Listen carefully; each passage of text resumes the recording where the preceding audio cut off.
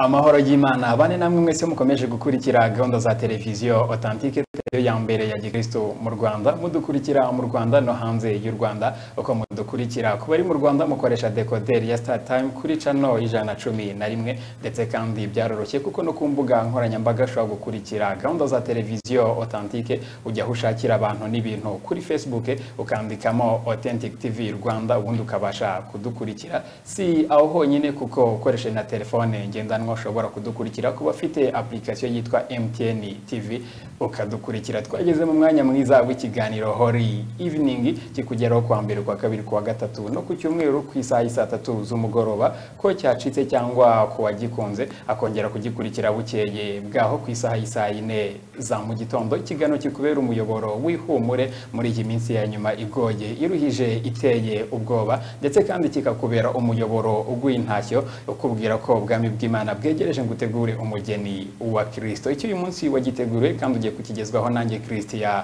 Abayisenga. Turaza kugaruka muri bya bice byacu bitatu kuko bisanzwe, ariko kuri uyu munsi turaza kwibanda ku rugendo rwa gihanuzi rujya mu gihugu cya Israel. Ndi kumwe n'abatumirwa baza kuguha ubuhamya butandukanye, ndetse kandi ndi kumwe n'abaza kugusobanurira ibyo wakwibwira byose cyangwa ibyo wakwibaza kugira ngo uzabashe kwitabira urwo rugendo. Reka nshimire Eric, tuyishimire ku buhanga bw'ibyuma umfashije, ndetse na Kabanda Jean Dodier na Mashimango Benediction bayoboye gahunda za televiziyo Authentique.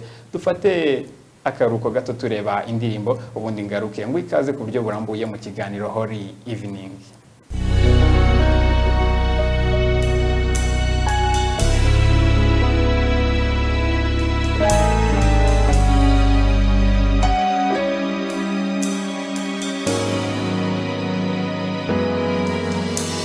I search everywhere, I look everywhere to find someone like you.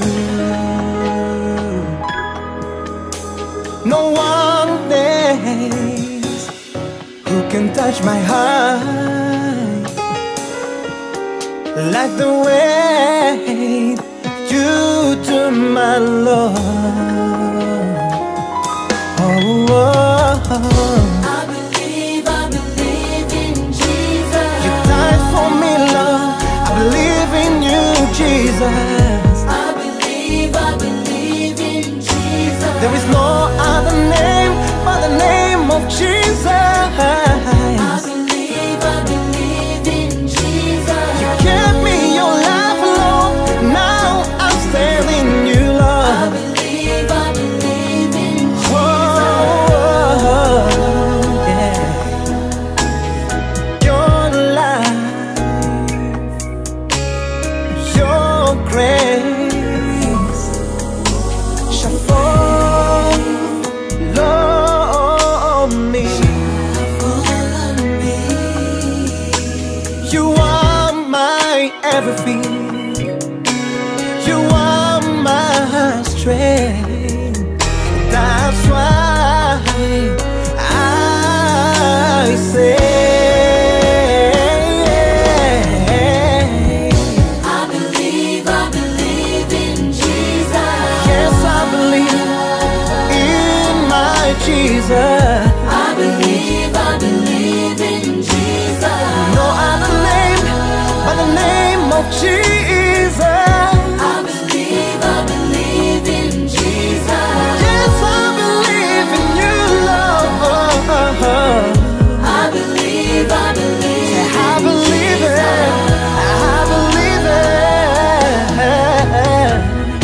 I believe. Say, I believe I believe. in the name of Jesus. I believe. I believe. I believe. Ooh. I believe. Say, I believe. I believe. Say, I believe. I believe. Say, I believe it. I believe. You changed my life. You changed my way. You changed my toes. I believe in you, Lord. I believe. Forever I believe. and never. I believe. I believe. I believe. I believe in Jesus. I believe it. I believe in Jesus. Do you believe it? Do you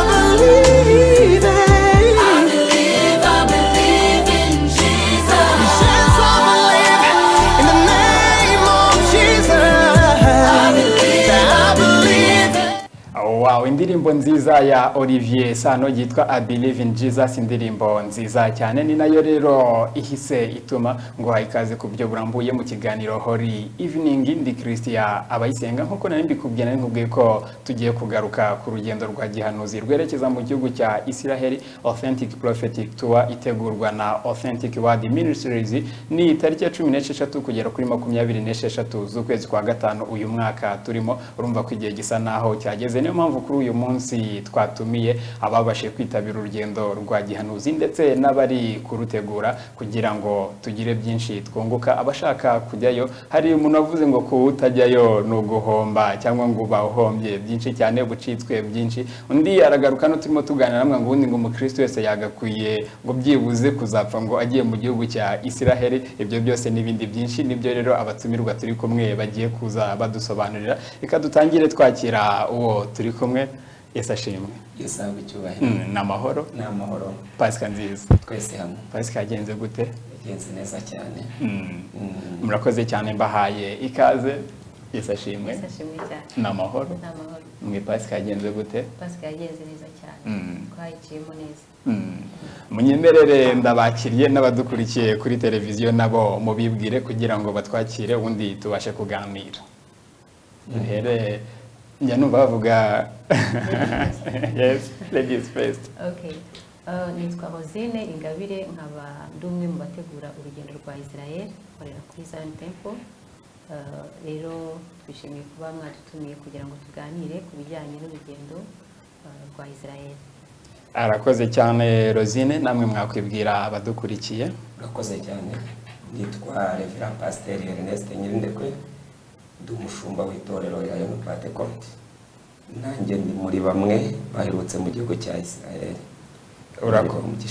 Urakoze cyane, nishimiye kubana nawe. Reka dute dutangira rero kuri Rosine. Uri umwe mu bari gutegura urugendo rwa gihanuzi ruzaba tariki ya 16 kugera kuri 26 ukwezi kwa gatanu uyu mwaka turimo. Ariko umuntu ashobora kumva ngo urugendo rwa gihanuzi, izindi ngendo zose ntabwo bashyiraho ngo rwa gihanuzi. Kuki ari urugendo rwa gihanuzi? Urakoze. Urugendo rwa Israel rutandukanye n'izindi ngendo zisanzwe. Hari ba mukerarugendo bajya mu ngendo zitandukanye, murabizi. Ariko muri Israel harimo umwihariko, kuko haba hariho kugenda nyine nka mukerarugendo ugiye kureba ahantu, ariko bikaba ari akarusho kuko ugiye kureba ahantu noneho hafite n'amateka yihariye adasanzwe, amateka kubemera Imana, kubemera Yesu Kristo, amateka adasanzwe ya Gikristo. Rero mu rugendo rwa gihanuzi, kuko iyo tugezeyo n'ahantu tugenda haba hafite ijambo ryahavugiwe cyangwa se haba hafite amateka yihariye tukayakandagiramo, bitewe n'icyo Imana yavuze ku bijyanye na Israel cyangwa se n'icyo Imana yahakoreye. Icyo gihe rero iyo tugezeyo, wenda twifashishije n'amajambo yo muri Bibiliya, ijambo ry'Imana, hari ingero nyinshi twareberaho impamvu ari igikorwa cy'ubuhanuzi kujya muri Israel, tukajya gusura ubutaka bwera, ubutaka Imana yagenzeho n'amaguru, ubutaka Imana ifite ibyo yagiye ihakorera bitewe n'ahantu hatandukanye hafite amateka. Rero ayo mateka hari aho usanga nyine bitewe n'icyo Imana yavuze, iyo bihagazemo n'uko ubyizeye nawe hari icyo Imana ikora mu buzima bwawe. Urakoze cyane, ariko dusomere iyo mirongo ya Bibiliya. Uratubwira ati ahantu Imana yagenze n'amaguru. Reka dusomere iyo mirongo ya Bibiliya twumve impamvu kujya mu rugendo rwo muri Israel ari urugendo rwa gihanuzi. Imirongo ni myinshi ya Bibiliya ibivugaho, ariko wenda twareba tujya nko mu gitabo cy'Ingoma za kabiri, igice cya 6, umurongo wa 32. Ingoma za kabiri 6, tujye ku murongo wa 32. Hano hari inkuru ndende. Ni igihe umwami Salomo yari amaze kubaka inzu y'Imana. Igihe yari amaze kubakira Imana inzu, yakoze isengesho. Noneho muri iryo sengesho yasengeye ibintu byinshi bitandukanye, ariko ageraho avuga noneho ku bijyanye n'umunyamahanga wese uzatera intambwe agahaguruka akajya gusengera mu gihugu cya Israel. nk'uko rero twabivugaga impamvu ari urugendo rwa gihanuzi tuba turimo dusohoza ubuhanuzi bwatambutse bwavuzwe n'abakozi b'Imana n'abatubanjirije bizeye Imana natwe tukajya gukandagira muri ayo mateka.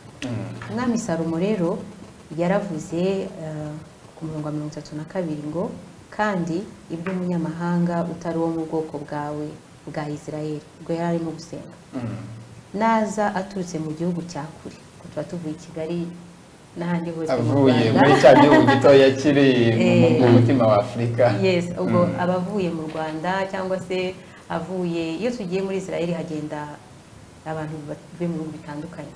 So urumva ko hano Salomo yarabipresheje aravuga ngo umunyamahanga wese uzaza aturutse mu gihugu cya kure azanywe n'izina ryawe rikuru n'amaboko yawe akomeye n'ukuboko kwawe kwagirije nibaza basenga berekeye iyi nzu ujye wumva uri mu ijuru ari ryo buturo bwawe umarire uwo munyamahanga ibyo agutakambira byose bitume amaboko yose yo mu isi amenya izina ryawe akubahe nk'uko ubwoko bwawe bwa Isirayeli bukubaha kandi bamenye yuko iyi nzu nubatse yitwa izina ryawe. Amen. Aha rero iyo tugiye Isirayeli murabizi ko ahangaha turahagera nubwo urusengero rutacyubatse rwose ariko igikuta ujya wumva igikuta cy'iburengerazuba ahangaha turahagera tukahashyira ibyifuzo. Urabizi ko abantu benshi bageze muri Isirayeli bakunda kujyanayo ibyifuzo baba barimo basohoza iri sengesho baba barimo bubahiriza cyangwa se bakora icyo umwami Salomo yasenze Imana icyo gihe ikumva. Ni urugendo rwa gihanuzi rero kuko ibi ngibi ibyo Bibiliya ivuga twe tuba twagiye kubikandagiramo mu buryo bw'ubuhanuzi. Urakoze cyane ndumva dusubiza icyo kibazo bisubijyanirana n'ikindi kibazo nari kuza kuko nkubaza ngo iki urwo rugendo rwa gihanuzi turukorera mu gihugu cya Isiraheli twahise twumva impamvu hari ahantu henshi wakorera urugendo wajya gusura hari ahitwa za Fatima hari n'ahandi henshi abandi bitewe n'imyemerere yabo bajya ariko nk'umukristo yumvise impamvu agomba kujya mu gihugu cya Isiraheli akabera gukora urugendo rwa gihanuzi tubonye n'impamvu ari urugendo rwa gihanuzi. Ese uru rugendo rwa gihanuzi hari umuntu wungu ushobora kuba afite amafaranga tubona nko mu bihugu byateye imbere umuntu akaba agakora cyane akaba ati nzagira igihe cyo kujya kuruhuka akaba yajya kuruhukira ahandi. Uru rugendo rwa gihanuzi rutandukaniye he n'izindi ngendo zose yakora?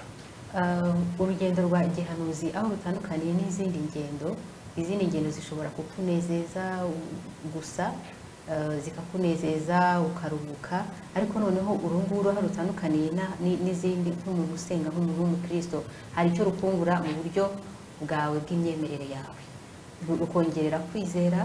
Icyo ni ikintu gikomeye cyane kuko ibyo wasomye muri Bibiliya noneho bihinduka umubiri uba nkaho ubikandagiramo. Iyo ugeze muri Isirayeli ahantu hose bya bindi wajya gusoma ukagira ngo ni amateka ubihagararamo. Hari ahantu kenshi muri Bibiliya usanga handitse ngo ibyo byarabaye ngo na bugingo n'ubu ujya kumva ukunze kumva iryo jambo ngo ibyo byarabaye ngo ndetse ngo na bugingo n'ubu. Urugero wenda bakavuga ngo nuko bazenguruka Yeriko inkike z'Yeriko hanyuma inshuro 7 zirangiye barasakuza bavuza induru bavuza akaruru inkike ziragwa ngo na bugingo n'ubu. Iyo utaragera nko muri Isiraheli ntabwo ubyumva ariko iyo ugezeyo ukagera nk'Iyeriko ukabona ibisigazwa by'inkike uhita hari ikintu bikongerera. Icyo gihe rero mu myizerere aho bitandukaniye no kujya ahandi hantu gusura ahandi hantu bizamura kwizera kwawe bikazamura kwemera kwawe ukamenya yuko koko bya bindi uziko byabaye koko ntabwo ari amateka gusa wenda ngo Bibiliya barayanditse ubikandagiramo. So kujya muri Isiraheli aho bitandukaniye n'ahandi bizamura kwizera kwawe. Urakoze cyane reka mpite nerekeza kuri Revera Pasteur Nyirindekwe ashobora kuba icyo kibazo yagisubiza neza cyane. Ubundi wagiye mu rugendo rwa gihanuzi rwerekeza mu gihugu cya Isiraheli ryari? Nagiyeyo ku itariki 10 z'ukwezi kwa 11 yego 2017. Niki cyatumye ujyayo? ikintu cyatumye njyayo icya mbere iki gihugu najyaga nyumva narangiza nkanasoma bibiliya ariko nasoma bibiliya nk'uko umukozi w'Imana Rosina bivuze nkumva sindimo sobanukirwa nkajya nkumva ngo Petero ngo yazuye Tabita ngo amuzurira ngo ahantu bita Yopa abantu nahumva nkeneye kumva iyo usoma numva sisobanukiwe ariko ndavuga ngo ahantu nkwiye kuzajyayo muri make mu bintu byatumye ngisiraheli nashakaga gusobanukirwa menye bibiliya neza turayiga ariko noneho hanyuma yo kwiga babikeneye kugera naho bibiliya yabereye muri bibiliya gukandagiramo nicyo kintu cyanjyanye nari ngiye Isiraheli ngiye kureba ahantu bibiliya iri nicyo kintu cyari kinjyanye. Urakoze cyane ugize amatsiko yo kujya kureba aho bibiliya iri ngo ujye gukandagira mu byanditswe uratangiye ugize igitekerezo urabipangiye kugira ngo ubone nk'amafaranga yo kujyaho byagutwaye igihe kingana gute? Ikintu cyose iyo ugishaka Imana iragushyigikira. Numvaga mbikunze ndabiharanira ndabishaka njyewe ndi umushumba kuko n'abakristo bifuzaga konjyayo abakristo bifuzaga konjyayo barabishakaga cyane barabishakaga bitewe n'ibintu Imana ikora baravugaga ngo ahari wenda ugeze mu gihugu cya Isiraheli hari byinshi byabasha guhinduka. Bakristo rero bumvaga babishaka mwavamo aravuga ati nzakwishyurira tike ariko ujye muri icyo gihugu turebe impinduka. Wenda icyo gihe cyo ntiturakigeramo cyo kuvuga impinduka zibayeho mvuyeyo narishatse gusubiza icyo warumbajije.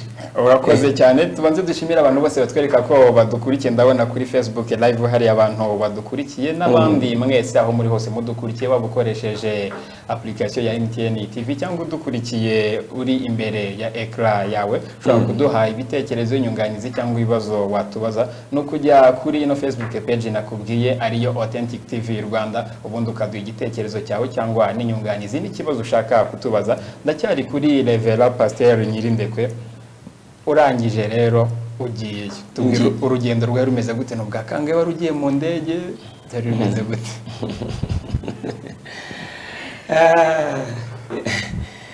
Igihugu cy'amasezerano ingendo zo dukunda guhora tuzikora ariko igihugu cy'amasezerano cyo ni ubwa mbere nari nyigiyemo. Igihugu cy'amasezerano ni ubwa mbere nari nyigiyemo ariko nabonye kindutira izindi ngendo zose nagiye ngira. Nk'izindi ngendo zose wagize nizihe ngo twumve urwo rugendo ingendo zose rwakurutiye? Nagiye njya mu bihugu byinshi ibyo ngibyo ibi bigiye biteganye n'iz'u Rwanda harimo ibihugu za Uganda za Nairobi za Congo nagiye muri ibihugu bigiye bitandukanye ariko cya gihugu cy'amasezerano cyandutiye izindi ngendo. Urakoze cyane ku myaka ubu ngubu ufite urugendo wakoze rurutaye izindi ngendo zose no rwagire mu gihugu cya Isiraheli. Hari abantu baba bashaka kumva uko urwo rugendo rwawe rumeze tubwire mwahagurutse mu Rwanda ryari wagezeyo gute wumvaga bimeze gute? Hari igihe nkatwe tukiri abana nk'umuntu wabaga afite urugendo yumvaga ijoro ryatinze gucya kugira ngo akunde agende ugasanga niyo urugendo nka mu gitondo nijoro ukarara udasinziriye ukajya ushiduka ngo abandi ngo ntibaransiga byari bimeze gute? Kujya ahantu Yesu yavukiye no kujya ahantu yakuriye no kujya kureba imva ya Yesu urumva aho ntabwo bisanzwe. Uko bivuga niko biri. Numvaga afite amatsiko numvaga nta kintu numvaga n'ikintu cyari cyo cyose cyari kuzana ari busenge ngavuga ngo Mana nikinkureho naragira mu gihugu cy'amasezerano nicyo gihugu numvaga nifuza. Urakoze cyane icyo gihugu wumvaga wifuza. Ugiye kutubwira rero ingendo nishobora kuba zose utarazifashe mu mutwe ariko mwahagurutse i Kigali muhita mugenda direct muhita mugerayo byagenze gute? Mwagiye muri mu yihe mood? Ndibuka abaherukayo hari abo twamagaraga kuri televiziyo live ariko bari baramaze kugera mu gihugu cya Isiraheli batwereka uko bameze. Wowe byari bimeze gute? Tubwira urwo rugendo rwose rudushushanyiriza. Urugendo nk'uko twagenze nyine twahagurutse saa 8 y'ijoro na tachi turagenda tugera Istanbul tuvayo dufata indi ndenge tugeza Aviv tuvayo ni naho twaraye hafi aho ngahantu bita Yopa. Yopa rero hari ibintu bigera muri bitatu byahabereye bizwi mu mateka ya Bibiliya. Cyambere twabanje gusura aho Yopa, twabanje gusura inzu uwo bita Simoni Petero yari acumbitsemo ubwo Imana yamusangaga imutuma kwa Korneliyo. Aho twamaze kuhava gato kuko aho niho twaraye hafi aho ngaho muri hoteli hari. Twavuye tuzamuka ruguru gatoya tugera aho iyo nzu niyo twabanje gusura. Iyo nzu iyo ngiyo yabagamo, iyo ngiyo yari acumbitsemo ni yari ariko niho yari acumbitse. Twavuyeyo turamanuka hepfo gatoya tujya ku cyambu cya Yona hamwe yambukiye hamwe igifu cyamurutse. Aho ngaho twarahasuye iyo nyanja nayo iri aho ngaho iri Yopa. Twavuye aho turazamuka tujya ubu bahubatse urusengero ni Yopa naho ngaho tujya ahantu hamwe nakubwiraga nakundaga cyane mu byakozwe n'intumwa 936. Urumva gusoma iyo nkuru iryoshye. Twaragiye rero turagenda turahagera naho bita Yopa nyine ni muri rwa rusengero ubu bahubatse urusengero niho Tabita Petero yamuzuriye. Ibyakozwe mu 936. Twaragiye dusura aho hantu turahava. Uwo munsi wari umunsi wa mbere. Turagenda tugera mu mujyi wubatswe na Herodi. Ni umujyi uri hejuru y'inyanja ni hafi aho ngaho ya stade imwe Herode yaguyemo yicaza abantu 4,500. Aho ni naho hari ya gereza imwe Paulo yafungiwemo imyaka 2. Ariko twagiye tuhigira ibintu byinshi kuko twe turi kumwe buriya kujyana na Apostle Gitwaza ni ibintu bidasanzwe kubera ko tuba turi kumwe n'abayuda abagide bagenda batuyobora, ariko bimwe barabibasobanurira ariko kumva nuri mu byumva neza cyane cyane kuko nawe baramwemera. Baramwemera ukubona hano mu gihugu cyacu Gitwaza tumukunda. Turamukunda cyane. Abayuda bo baramukunda birenze kuko wajya kumva aravuze ngo ibi ngibi nga Apotre Gitwaza nabasobanurire kuko gusobanurira Isirayeli ari mu mwuka ukayumva neza ukumva Isirayeli iragucengeye akayigusobanurira akakubwira ibintu byahabereye kandi kiza cyane muhitamo nahasengera. Ako kanya imbaraga zabereye aho nk'uko twageze aho bita aho ngaho Yopa. Tuhageze kuri iyo nzu ya Simoni aho ngaho arangije aradusengera aravuga ngo Imana idusukira imbaraga zihishurirwa. Imana idusukire imbaraga zihishurirwa kuko aho ngaho niho Imana yerekeye Petero ko agomba kujya kwande kwa Korneliyo. Tugeze ku cyambu cya Yona niho Yesu atubwira ngo Imana idusukira imbaraga zo kumvira umuhamagaro Imana iduhamagariye. Urumva agenda gusobanurira buri kintu nicyo wagiye havuze ukarushaho kubyumva cyane. Turagenda tugeze aho ngo muri iyo nzu Tabita yazukiyemo ubwo nasubiye inyuma gato ariko ndimo ndihuta iyo tugiye duhana abagamba. Tugeze aho ngaho mu cyumba Tabita yazukiyemo yaradusengeye twese turi aho ngaho. Aradusengera avuga ngo buri muntu wese wageze hano ngo niyakira imbaraga z'umuzuko zo kuzura ibyapfuye. Tuwakirira imbaraga z'umuzuko tuwakura kwizera. Urumva gupfukama ahantu Tabita yararyamye natwe nk'abakozi b'Imana none akarusho guhagarara ahantu Petero yakoreye ibitangaza zura Tabita. Urumva ni ibintu babi sinzi uburyo nabyumva umeze nk'uwo washyize pratique. Tuva aho rero tugenda tugera muri iyo stade ya Herodi. Niho rero twageze tukimara kuhagera na ahantu heza cyane twarasengeye twibuka yuko aho hantu abera barahababariye cyane barafungiye iyo nyanja. Tweretse ukuntu bagenda bakora ivugabutumwa bagenda n'amato bagenda n'iki natumanaho rihari, ariko ngo tubona ukuntu gukora ivugabutumwa none ubu ngubu muri iki gihe cya none muri iki gihe byoroshye kuko hari imitumanaho umuntu abasha guhamagara umuntu. Ubu ibingi turimo tuvuga abanyamerika barimo barabikurikira, ariko icyo gihe nta amatelefone yabagaho kwari ukwambuka. None tuhageze atubwira amateka y'uwo mugabo Herode ibyo yakoreye ko yishyize hejuru abantu yari yicaje abantu anezerewe cyane barangije baramubwira ngo mwami uzi kuvuga ijambo tukabona umeze nk'Imana. Aho hantu yavugiye iryo jambo ni muri iyo stade. Herode nta rindi jambo yavuze, we ngo ahubwo mu mutima we yariyongeshe ngo yumva ngo ni Imana. Bibiliya iravuga ngo marayika w'Imana araza ahita amukumbanya. Arangije aratubwira ngo bavandimwe, uwo ni apostol arimo dusobanurira, aratubwira ngo anga nimuzajya mugera aha, yaba ari Imana igukoresheje, yaba icyo ari cyo cyose, jya wumva ko wowe ntacyo uri cyo, icyubahiro ari icyo Uwiteka. Aho twarahavuye tuhita tuzamuka ku musozi witwa umusozi Karumeli.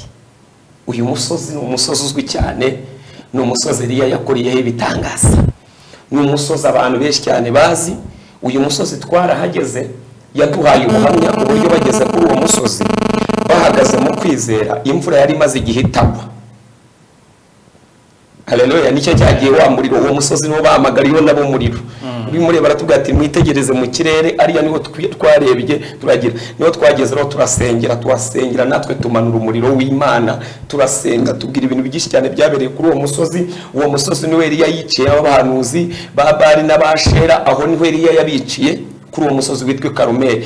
Niho Eliya yamanuriyeho umuriro, ni umusozi wo kumenyekanisha Imana. Uwo musozi niwo twashorejeho ku munsi wa mbere turataha. Naho rero kuko tugeze ku rugendo rwa kabiri, niba ugikomeje kumbaza nta kibazo, tubwire no munsi wa kabiri uko wagenze. Okay. Umunsi wa kabiri ubwo twari tukiri aho ngaho, umunsi wa kabiri ahantu twahereye dusura, twagiye aho bita i Nazareti. I Nazareti niho yarerewe, ariko siho yavukiye. Yavukiye Bethlehem nk'uko byari byarahanuwe n'abahanuzi. Twarahagiye dusura kwa Mariya. Mariya yaraturanye na Yosefu, ni ntambwe uhaguruka aho ngaho ujyaho. Hamwe bajyaga bavuga n'andi bavuga ngo i Nazareti nta kiza cyahava. Ariko twamaze gusanga ko iyo Yesu ahavutse, uzi uwo mujyi ukuntu umeze ubu, umeze neza cyane, urakeye, ni ubusirimu. Kubera iki? Aho umucunguzi yageze ahakura umuvumo. Twarahageze rero dusura kwa Mariya, urumva ni amateka araryoshye cyane, n'urugendo rwiza. Tuvayo tuhita twambuka hakurya, burebye ni mu ntambwe, ni nko mu gikari, ni nko kuva aho ngaho ujya hano hepfo. Turagenda turasura kwa Yosefu, ni hafi aho ngaho. Tuvayo hari urusengero ruhari, uzarubona mu gitabo cy'umuhanuzi Yesaya mu gice cya 61. Hamwe yavuze ngo umwuka w'Uwiteka ari kuri iki, Uwiteka yasize amavuta, rurahi Nazareti. Aho niwe yagiye akivuga ayo magambo. Barangije baramubwira ngo ngaho amaze kurambura umuzingo w'igitabo, niwe bamubwiye ngo ngaho ukora ibitangaza nko kwa kundi ujya ubikorera i Kaperinawumu. Urumva babimubwiye, nibwo yavuze ngo Eliya yageze ahantu bita Sarafati, ahasanga, urabisoma muri Luka 4 mu isezerano rishya. Eliya yageze ahantu bitwa Sarafati, aravuga ngo hari abapfakazi benshi, ngarika toranyamo umupfakazi umwe abari hacumbika. Yarashatse kubabwira iki? Yarashatse kubabwira ko Yesu ari imisozi myinshi yagakora ibitangaza, ariko yatoranije he i Kaperinawumu. Akivuga ayo magambo nibwo bahise bibaza ukuntu uwo mwana akoreshwa ibitangaza nk'ibyo, barangije ngo bamuzamura ku musozi wo gutembagazwaho. Uwo musozi rero uri Nazareti, ariko ni hakurya yawo gato, ni umusozi mubi cyane. Twawuzamutseho tugeraho ngo bamuzamuye ngo arangije, kuko yari afite imbaraga zikomeye kandi misiyo yamuzanye yari atari yayisohoza, nibwo yayisaba acamo. Abantu bwa Apostle Gitwaza yatwigishije, aratubwira ngo uyu musozi ni umusozi wo gutembagazwa. Dusanga uwo musozi benshi tujye dukunda kuwugeraho, uwo musozi benshi tujya tuhagararaho, ariko dusanga iyo turi kumwe n'Uwiteka na misi Imana yaduhaye tutari twayisohoza, twaje gusanga Imana ijye ducisha mu bigeragezo nk'ibi, abantu batugose. Uwo musozi rero twawugezeho, ni umusozi wo gutembagazwa. Aho twarahavuye tuhita tuzamuka ku musozi witwa Elimagido, ni hejuru y'ikibaya cya Elimagido. Umusozi Magido, Rosine nawe arawuzi, ni umusozi yagiye, Rosine nawe akunda kuvugaho ibintu byinshi, nawe yawuvugaho, ubundi tugakomeza n'indi misozi twagiye tujyaho. Urakoze cyane. Mbere yuko wenda Rosine agiye kudusobanurira Megido, wambwiye urugendo ko akambwira ukuntu mwirwaga mugenda, ntimwaje mwaranutse ko nta kurya, numvisemo ko nta kuryama, mwabagaho mutaryama. Umva nkubwire, uru rugendo niba ari ikintu kibaho, niba ari ukurya kubaho, ni rwo rugendo nabonye rurimo ibiryo muri no tike abantu baba bishyuye njyewe numvaga twishyuye 2 uretse ko ngo numvise yagabanutse twe twishyuye 2650 hoteli muraramo ni hoteli nziza cyane ko keshi mahoteli zira twarenda byibuka hoteli twarayemo i Yerusalemu yitwa Hotel Dan iyo hoteli ni hoteli y'inyenyeri 5 urumva ni nziza ahantu hose twagiye tugera murya mu gitondo murya saa sita murya na nimugoroba ikintu cyose ushaka muri hoteli nziza icyo kurya rwose nta kibazo gihari urugendo rwiza iyo tike numvaga ari nyinshi ariko naje gusanga ahubwo ari make urakoze cyane buri umuntu avuga iby'ingenzi cyangwa ibyo abona byamufashije cyane kurya no kuryama asanga byo bitari byaragufashije ariko nabyo ndacyaba byaragufashe ntibigufashe cyane nk'izo ngendo kuko wambwiye ko cyari kikujyanye ntago ari ukurya no kuryama wari ufite amatsiko wari ugiye kubanza kwimara hari ikindi kintu ugarutseho eka nongere nkikubaze uravuze ngo kujyana na Apostle Dr. Paul Gitwaza ari imvugo ukoresheje mu itangazamakuru twe izo mvugo ntabwo tuzikoresha zo gukabya uravuze ngo ari ibintu bidasanzwe ngo by'igitangaza bibi gitangaza gute kujyana nawe impamvu bibaye igitangaza agusobanurira ibintu yamara kugusobanurira Bibiliya akagerageza na bimwe akubwira akakubwira ngo wayi nk'urugero twageze ahantu bitiye ariko ubwo n'ubuhamya buzwi ntabwo ari ibintu bigize n'ibintu byabaye imbere y'abantu twageze ahantu hitwa Yeriko wenda aho hantu twari buze kuhagera mu buhamya bw'ibyabaye mageze wenda ndaza kuvuga icyo amazi yakoze impamvu nakubwiye ngo kujyana nawe ni ibintu bidasanzwe twageze ahantu bitiye ariko icyo gihe twageze tuvuye kuri Yorodani aho twari tutaye twagera urugendo rabizo twe twarusubikiye ku munsi wa kabiri niyo mpamvu urumva ndasimbutse ngiye simbuka ahantu nta kibazo ndaza kubibutsa twari twakwarikiye ku munsi wa kabiri Megido noneho aho hantu tuhageze kugira ngo ubwire ko adasanzwe twagezeyo aravuga ati muvome ariya mazi arakiza aranyegera arambwira twe turi mu modoka Yeriko nusoma igitabo cya kabiri cy'abami igice cya kabiri uyu murwari waravumwe na Yesuwa yawuvumye muri Yesuwa igice cya 6 umurongo wa 26 Yeriko yari maze kuriduka abonye ukuntu bagoye arangije aravuga ngo umuntu wese uzashaka gusa ni inyiki azapfushe ifura ye uzashaka kuwakinga azapfushe umuherereza ayo niyo magambo yavugiye uwo murwa wabaye icyo gihe birakomera Iyeri niwe waje nusoma igitabo cya mbere cy'abami igice cyaho cya 16 umurongo wa 34 uraza kuhasanga yaraje arabigerageza apfusha ifura ye aje kuhasana no kuhakinga agerageje kuhakinga apfusha umuherereza nk'uko Yesuwa yagize gutevye biravuga ngo nk'uko Uwiteka yabinyujije mu kanwa ka Yesuwa haburuka umugabo witwa Elisha uramuzi Elisa araza abanyamudugudu ni igitangaza yakoze avugira ubwari bwaragarukanye imigabane 2 yaraje akimara kuhagira abanyamudugudu babo baramwegera baramubwira ngo nyakuba databuja dore uyu mudugudu buryo uri heza ariko amazi yaho ni mabi n'imyaka yaho irarumba arababwira ngo ngaho ni munzanire umunyu munzanire n'imerezo she ngo arangije afata umunyu awuminjiramo aravuga ngo aya mazi ntago azongera kwicana ukundi ngo kandi ntago azongera kurumbya ukundi ngo nuko ayo mazi arahumanuka na bugingo no tukimara kuhagera hari iriba ryanditseho ngo aya mazi arakiza urumvira ijambo aya mazi arakiza rangije poso tukiragera twari tuvuye ahateganye n'agashyamba Yesu yasengeyemo nibwo yageze aravuga ati rero ubwo twe twerekeje Herati ku nyanja itukura niho twari tugiye ubwo imodoka yari yahagaze tuba turimo tugendamo poso arambwira ati wowe voma ari amazi arakiza arambwira ati noneho akarusho wowe uri umushumba aya mazi hari benshi bagutumye urumva niyo mpamvu n'ubu nakarusho warakuganiriza hano ngo voma aya mazi arakiza mvoma amacupa 2 handitseho ngo amazi arakiza aravuga ngo kandi aya mazi ni wongere kuyasengera aya mazi Elisha yarayasengeye na bugingo n'ubu niko Bibiliya yavuze. Amazi akimara kuyazanira ndayavuma ndayafata ndayatahana turazungurukana urumva twe tutaragera na Yerusalemu. Nego impamvu mbivuze nabikoze bareba nayazanye mu rusengero nkurira n'indege ndayazana dutegura amasengesho y'iminsi 9. Ndavuga ati apostle yavuze ko akiza kandi nasanze binanditseho kwa aya mazi akiza. Reka ngende ngerageze ndebe. Hari umudamu yari yaranzaniye icyifuzo arambwira ngo amazi igihe kinini cyane atabyara. Yarakikuzaniye he? Yari yakinzaniye ku rusengero. Araza arambwira ati mushumba mazi igihe kinini cyane mbana n'umugabo ntabwo tubyara. Ndavuga ati reka njye Isiraheli ningira ku butaka butagatifu hari ikimana izakora ngiye nanjye nizeye mvoma ayo mazi ndavuga ngo aya mazi ngiye kuyamuha.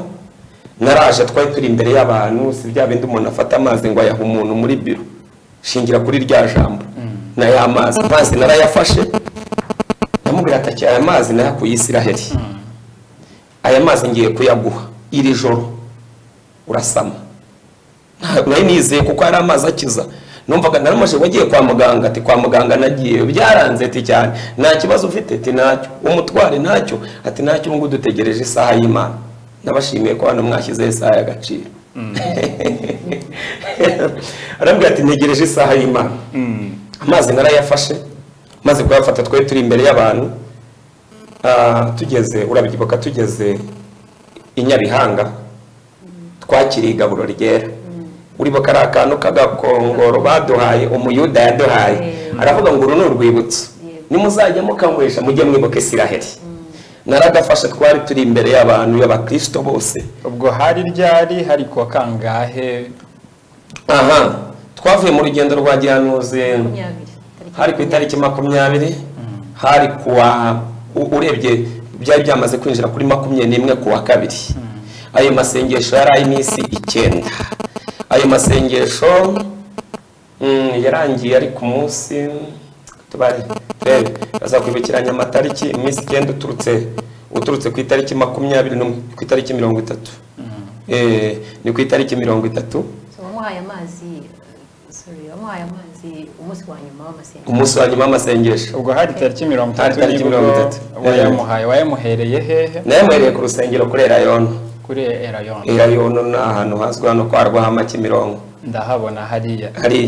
Hari n'abandi bakristo uyamuha? Besh bari bahari. N'uwo muntu yaje gushima Imana nano bari mu Kristo wacu. Yaraje amazi ndayamuha. Hari n'abantu ba tatike bari bahari nk'abantu kwe twavanye mu rugendo. Amazi ndayama ndavuga ati amazi akira yanywa aya mazi arakizanya kuye ku butaka butagatifu. Nta kindi yaravuze tereka mpamagara umugabo wanjye ni yaraharere mu ntara. Ubwo unizereye kuri aya mazi nyuma y'icyumweru kimwe yagarutse gushima Imana ngo yarasamye. Amen. Ntabwo byarangiriye aho. Undi mukobwa araza aravuga ngo ambaranye indwara y'igifu imyaka myinshi. Yarakimaranye imyaka igera mu myaka 7 cyaranze gukira yaranyweye imiti byaranze. Ndavuga ati ariko aya mazi ko akiza ko nayahaye umudamu ko yamuhesheje urubyaro aya mazi ni wakongera ukayanywa nawe ni wayanywa ko hari ikimana iri bukore. Amazi yarizeye yarayanywa yagarutse gushima Imana arambwira ngo ubutuvugana cya kibazo n'iki gihari igifu cyarakize. Ibi byose ayo mazi yakoze ibintu bigera muri 4. Koze ibintu bigera muri 4. Ari n'undi muntu nawe wayanyweye yitwaye Jide ni mwarimu w'itorero ari mu bantu nasengeye nyimara kuza nasutse amavuta. Uyu mugabo nawe yaraje arambwira ngo ufite cyamunara ariko kwizera byananiye. Gutegereza isaha y'Imana byananiye. Ndavuga we bigira ikibazo. Aya mazi arakiza niba uze kwizera mwakura aya mazi yavuye ku butaka bwera ni ukwizera gusa. Amazi narayemo yashimye nawe imbere y'abakristo. Ndavuga ati aya mazi yanywe aya mazi wizere arakuzamurira kwizera. Amazi arayanywa akimara kuyanywa arizera ageza ku munota wa nyuma cyamuna ari kurwaho. Aravuga ngo burya nahise nzamura kwizera sinongeye kugira ubwoba nakomeje kwigumira mu mwanya cyamuna riragenda ivaho. Ubwo n'ubuhamya n'ibintu byagiye biba. Ni icyo rero narishatse gusubiza ibyabaye mvuye Isiraheli byo ni byinshi. ariko icyo narishatse gusubiza narishatse kubwira ngo kujyana na Apostle bimeze bite iyo tutaza kujyana nawe ngo asobanure ibyayo mazi nk'umuntu usanzwe ujyo nk'umuntu uribuka ko yanavuze ko Isiraheli Imana yayimwigishije byari bungore cyane kuba nari kugenda nkavoma ari amazi kuko imigezi twaciyeho ni myinshi nari kuvoma yo mbonye ariko none navuze ngo aya mazi arakiza amubuhamya bw'ayo mazi ambwira n'amateka y'ayo mazi nanjye ndizera ndayavoma gusa nari nazanye make nagize ikibazo mvuga ko nisubirayo nzazana none ijerekani urakoze cyane reka hari aho twari dusubikiye ku munsi wa kabiri ugiye kutubwira Megido atubwiye ko hegeranye n'ikibaya cya Hermagedon ikibaya kivugwa cyane ku mperuka y'isi ni ikibaya gifite amateka akomeye ariko Rosine ko bavuze ko kujyana na Apostle ari ibintu by'igitangaza izo mvugo ubundi mu itangazamakuru ntabwo twemerewe kuzikoresha ariko hari umuntu wayivuze kandi akayidefanda ubushobora kuba wayikoresha nk'uko umukozi w'Imana avuze ngo kujyana na Apostle ni ibintu by'igitangaza Apostle mu rugendo rwa gihanuzi rw'uyu mwaka azaba hari urakoze cyane Apostle muri rugendo azaba hari ingendo zose zimaze kuba Apostle abari kumwe n'abagenda kandi icyo wenda nanjye nakongeraho nuko kujyana n'umuntu usobanukiwe mu buryo ubona buhagije akagusobanurira amateka ya Bibiliya akagusobanurira amateka y'igihugu ukabona ko ari umuntu ujijutse ukubwira ibyazi biragufasha bituma uvayo wumva Bibiliya uyumva neza kandi koko ibyo wizereyemo nk'uko Pastor Ernest yabivugaga ibyo wizereyemo birakoreka ukabibona hari abantu benshi bagiye bagenda kuko abamaze kujya muri Israel ni benshi cyane bafite ubuhamya butandukanye azana akakubwira ati dore iby'Imana yankoreye rero kuri icyo ngicyo cya Apostle iyo agusobanuriye bizamura kwizera kwawe rero unuru urugendo rw'ubutaha tuzajyana nawe aho kandi murabizi ko ni igihe kidasanzwe kubera ko Israel izaba irimo yizihiza imyaka 70 imaze ibonye ubwigenge aho rero ni ibintu bidasanzwe kuko noneho hazaba hariyo ceremony zo kwizihiza iyo sabukuru y'imyaka 70 noneho nyuma yaho kuko twe tuzagenda itariki 16 izo gahunda zindi zizaba ku itariki 14 ariko tuzaba turi kumwe nawe kandi we azatubanzirizayo hanyuma tumusangeyo rero ni iby'agaciro cyane kuko muri uru rugendo iyo urebye abantu barwitabira hano mu Rwanda ntabwo barwitabira mu by'ukuri kubera ko ari abantu basengera mu itorero Apostle Dr. Paul Gitwaza ayoboye ahubwo rugendamo abantu batandukanye ni nayo mpamvu na Ernest nawe yabashije kurujyamo haba harimo abantu batandukanye umuntu wese ubishaka akaba yumva afite amatsiko yo kumenya ati nizera Imana nsengera muri Zayoni ariko ni umukristo nizera Imana nsengera muri Paroisse Christus cyangwa se akavuga ati muri Saint Michel cyangwa Regina Pacis cyangwa DPR ahandi aho hose baraza tukajyana rero kandi ubona baba banyuzwe kubera yuko ibisobanuro bahabwa n'umukozi w'Imana birabanyura bakavayo banezerewe urakoze cyane utubwiye ko turaza no kubigarukaho mu bibazo bimwe nza kuza kubabaza urugendo rwa gihanuzi rufite umwihariko kuri iyi nshuro hari iyo sabukuru y'imyaka 70 igihugu cya Israel kizaba kizihiza kibayeho hari kandi n'undi buhanuzi mu minsi ishize twagiye twumva abantu bashyukiye imitwe inama muri UN zateranye kwera ibyo Perezida wa Leta Zunze Ubumwe za Amerika Donald Trump yari yavuze ku gihugu cya Israel ndetse na Yerusalemu kiriya gihe muzagenda niba nta gihindutse ambasade ya Amerika izabiva Tel Aviv yerekeza Yerusalemu kandi noneho ibyo ngibyo iyo umuntu asomye Bibiliya mu bijyanye n'ubuhanuzi hari icyo babivugaho ibyo turaza kubigaruka ku urugendo ruzaba rumwihariko rudasanzwe tugaruke kuri wa munsi wa kabiri ka gace kitwa Megido twihuta ubundi ndatangaruka kuri Revera Pasteur Nyirindekwe atubwire wenda uduce yumva twamukozeho cyane atubwire n'amatsiko yari yajyanye niba yashize tubwire n'ibintu yavanye amatsiko dusobonyeza ko yavanyeyo amazi yakoze ibitangaza dusobanure ka gace ka Megiddo yaragusabye gusobanura. Ernest azi kubisobanura cyane nkumva nanjye namwumva kuko ayo mavuta arayafite ariko twari turi kumwe aho ngaho Megiddo ni akasozi gato kegutse ariko ubureba ikibaya cyose cya Armageddon kimwe tusanga mu byahishuwe bavuga ngo hazabera intambara mu gitabo cy'ibyahishuwe. Icyo kibaya ni ikibaya kinini cyane, ni ikibaya gifite amateka menshi kandi ni ikibaya urebye gitunze Israel kuko ubu ngubu bagihingamo cyane, ariko ni ikibaya kinini ugenda muri Israel ahantu hanini ugenda ubona icyo kibaya uko kigiye kizungurutse donc kigenda muri Israel. Aho ngaho rero hari amateka menshi. Yezebeli niho yaguye muri icyo kibaya. Iyo rero uri no kuri uwo musozi wa Karumeli nkuko yavugaga nabwo ubureba kuko ni kinini, ugera Megiddo uhabona Karumeli ukibona ni ikibaya kinini cyane kandi kirimo ayo mateka atandukanye. Rero niho hazabera iyo ntambara. Iyo mva ngo ya ntambara ya Armageddon aposara y'ugusobanurira cyane akakubwira ukuntu iyo ntambara imeze, akakubwira ukuntu intambara izabera aho hantu, akakwereka aho Aburahamu yambutse Mesopotamiya aza, akakwereka aho ngaho Megiddo hari amateka menshi atandukanye.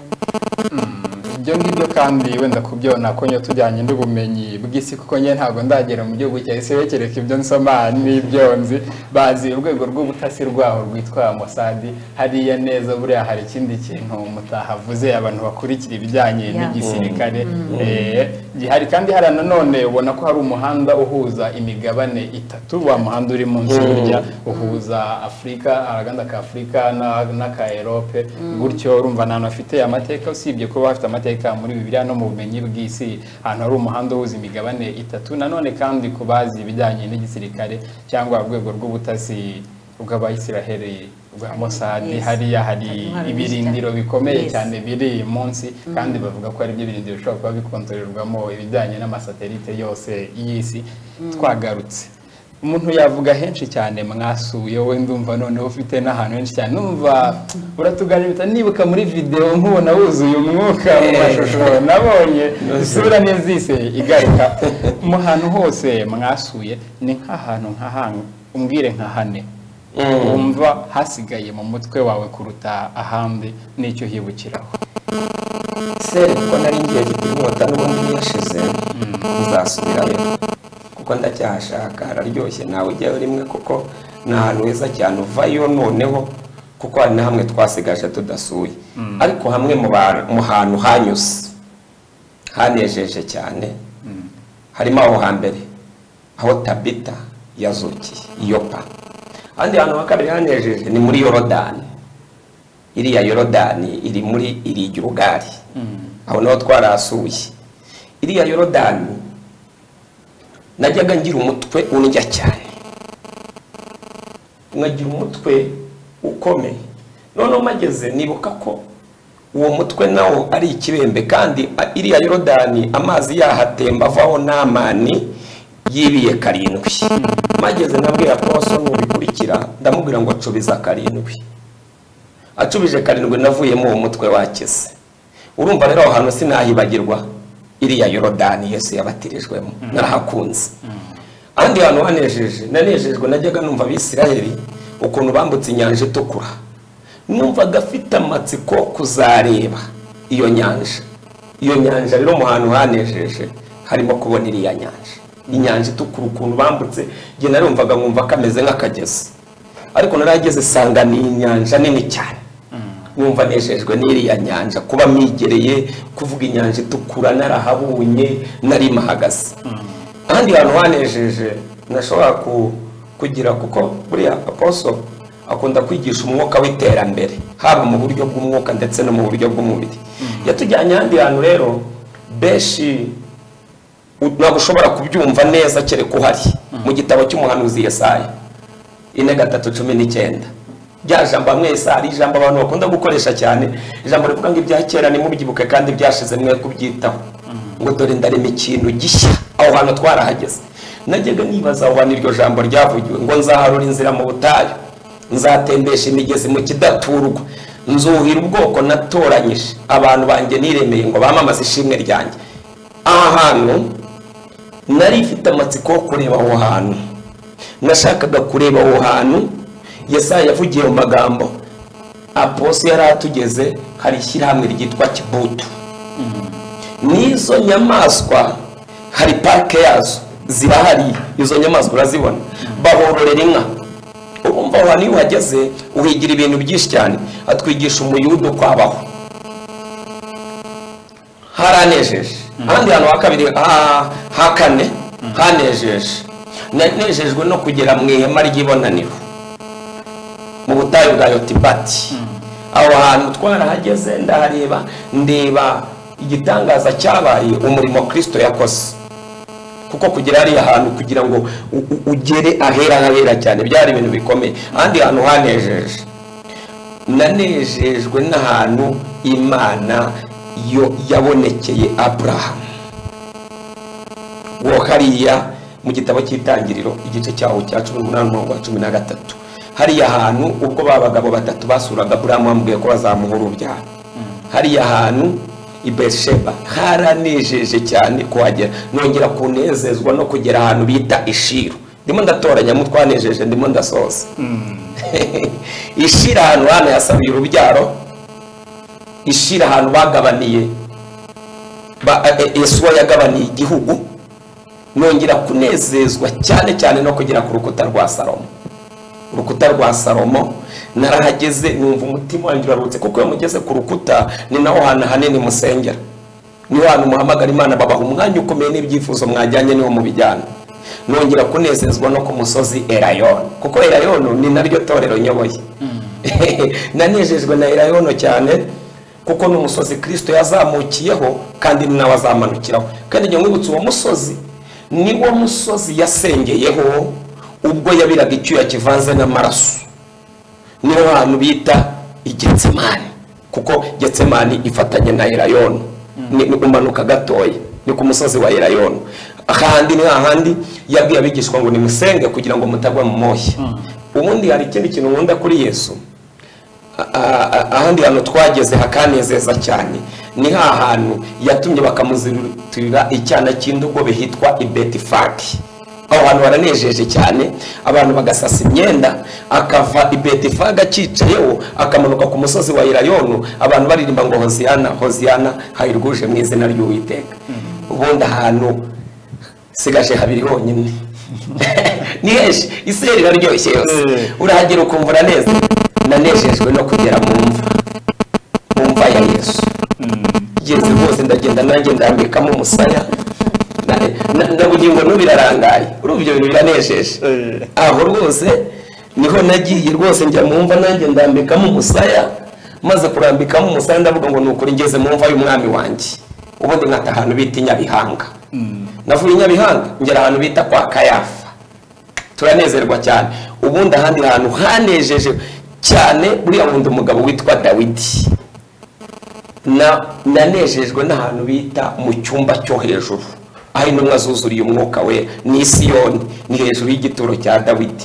Ubundi ndagenda afata ku nanga ya Dawidi ahantu imanitse, ubundi duhita dusura igituro cye. Aho hantu hari mu hantu hanejeje ni heshi, ariko cyane aho. Urakoze cyane. Mbere yuko nza gusoma ubutumwa n'ibitekerezo by'abagiye batwandikira banyuze kuri Facebook, dusa naho tugana ku musozo w'ubutumwa ndetse n'ubuhamya urimo duha. Hari abantu bari bagutumye bavuze ko ari umukristo bitanze ko bati pasiteri wanjye ajye mu rugendo rwa gihanuzi, hari byinshi azungukiramo azatuzanira natwe akaduha. Ubungukiyemo iki? Ese abagutumye babungukiyemo iki? Barungutse cyane, kuko uwo muntu azwi wabikoze, sishobora kuvuga iby'Imana yamukoreye atarabimera uburenganzira, ariko hanyuma yabyo hari ikintu Imana yamukoreye gikomeye. Mu bantu rero bagiye banuma bungukiyemo ibintu byinshi. Nageze kuko urumva yose amazi sinari guzane, naragiye soma igitabo cya kabiri cy'abami. Burya nujya ku Gisirayeli jya ubanza usome kugira ngo ujye ukandagira ahantu ugire. Ubu ndasoma nkabyumva neza. Naragiye soma igitabo cya kabiri cy'abami, cyane cyane nko ku bantu bari banumye, igice cyawe cya 5:17. Namani amaze gukira ibibembe yabwiye Elisha ngo namuhe imifuka y'igitaka, ngo narangiza ngo ngo ajye apfukama ahamagara Imana mu gihe azaba ari Siriya, Imana ibone apfukamye ku butaka bwa Isiraheli. Icyo gitaka rero narakizanye, nazanye icyo gitaka nkoresha igiterane cyo kugira ngo buri muntu wese azagipfukameho. Mu bantu bagipfukamyeho ni ubuhamya bwabaye, narapfukamye ati ni mwizere Imana ya Isiraheli. Mu bagipfukamyeho Imana yabakoreye ibitangaza, benshi babonye akazi. Urakoze cyane. Kuri wowe noneho mu magambo make cyatuve mu ncamake, ni iki wabwira umuntu utarajya mu rugendo rwa gihanuzi? Mu rugendo rwa gihanuzi rwerekeza mu gihugu cya Isiraheli, icyo namubwira, iki gihugu ni cyiza. Nanjye ubwanjye wavuyeyo mfite inyota yo gusubirayo, kuko ni igihugu cyiza. Umuntu utarajyayo namubwira mu byifuzo ashyira ku murongo, afite ubushobozi namubwira ngo ari bishoboka no muri uko kwa gatanu yahita ajyayo. Kuko iyo uvuye Isiraheli, abantu twe twajyanye muri bamwe nashobora kuvuga amazina, baratubwiye ngo turabizi neza kuba mwageze kuri iki gihugu, ni muhumuri mugiye gutangira kubona impinduka. Kandi nanjye hari impinduka nyinshi nabonye mvuyeyo. Ariko nababwira ngo uwaba afite ubushobozi yajya mu gihugu cya Isiraheli, utabufite yabisengera Imana akabishyira mu byifuzo, Imana ikazamushoboza akajya muri kiriya gihugu, kuko kutajya Isiraheli ni ukunyagwa. Urakoze cyane. Reka tubanze dufata akaruhuko gatoya, ubundi tugaruke mu mwanya mutoya. Mpitana none nerekeza kuri Rosine atubwira urugendo rwa gihanuzi rw'uyu mwaka, abantu bazerekeza hehe cyangwa ni hehe bazasura, ubundi biteguye gute. Ariko n'abakomeje kutwereka ko badukurikiye, namwe umwanya turaza kubasabira umugisha, tunabasuhuza, ndabona benshi cyane. Reka tubanze dufata ako karuhuko gatoya, ubundi tugaruke mu mwanya muto.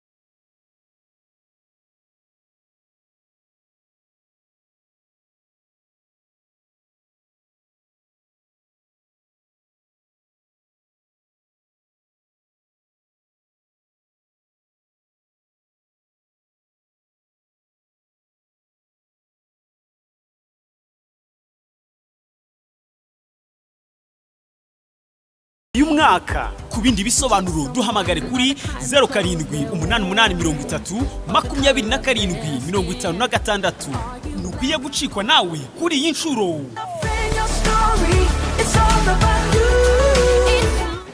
Wow, ubonye rero uko biba bimeze, ubonye umwuka uba uhari. Ubundi hari byinshi cyane umuntu yungukiramo, usibye kwiga ijambo ry'Imana, gukandagira muri Bibiliya, kuko bageze aho Bibiliya irimo ivuga, bageze aho Imana yagenze n'amaguru nk'uko babitubwiye, umunsi ibitangaza bigenda bikoreka. Ariko ubonye n'undi mwuka uba uhari, guhagarara nk'ahantu umukozi w'Imana Eliya yahagaze, agahamagara umuriro w'Imana ukamanuka ava mu ijuru. Urumva nawe ntago wahavira aho ngaho, umunsi kugera muri Yorodani umukozi Imana ngo yaragiye yibira muri Yorodani inshuro 7 havuye umutwe ukize, yahakuye amazi akiza, amazi yaje agakiza benshi yagatanga urubyaro, amazi yakoze ibintu byinshi cyane. Ndabona kuri Facebook page yacu uwitwa Ruganza James yavuze ngo ame, uwitwa Marcel Rushiku nawe yatweretse ko ari kumwe natwe, uwitwa Rehema Mimi yavuze ngo ndanezerewe kumva ubuhamya bw'amateka ya Israel, ngo Imana irakomeye cyane, urakoze cyane. Uwitwa Musengimana Jean Baptiste